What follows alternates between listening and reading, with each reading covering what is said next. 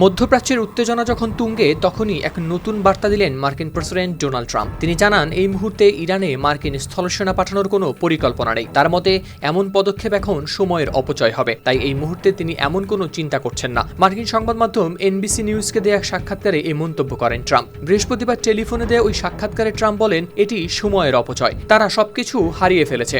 তারা তাদের নৌবাহিনী হারিয়েছে, যা যা হারানো সম্ভব তার সবই হারিয়েছে। সংবাদ মাধ্যম আল জাজিরা ও বিবিসির প্রতিবেদনেও প্রকাশ পেয়েছে এ তথ্য। ফলের নির্যাস ও দুধের সমন্বয়ে পোলার টর্নেডো গ্রিন অ্যাপল আইসক্রিম। মন ভালো থাক।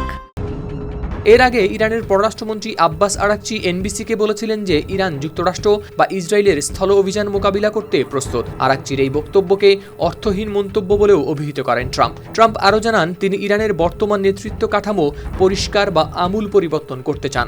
কারণ নাম উল্লেখ না করেই তিনি বলেন, যুক্তরাষ্ট্র চায় তাদের একজন ভালো নেতা থাকুক। এমন কিছু লোক আছে যারা আমার মতে খুব ভালো কাজ করবে।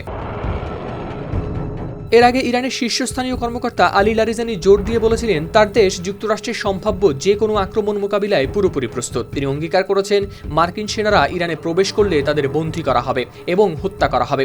বিশ্লেষকদের মতে ট্রাম্পের এই মন্তব্য ইঙ্গিত দেয় যে যুক্তরাষ্ট্র সামরিক চাপ বজায় রাখলেও সরাসরি স্থলযুদ্ধে জড়ানোর মতো ভয়ঙ্কর সিদ্ধান্ত হয়তো নেবে না।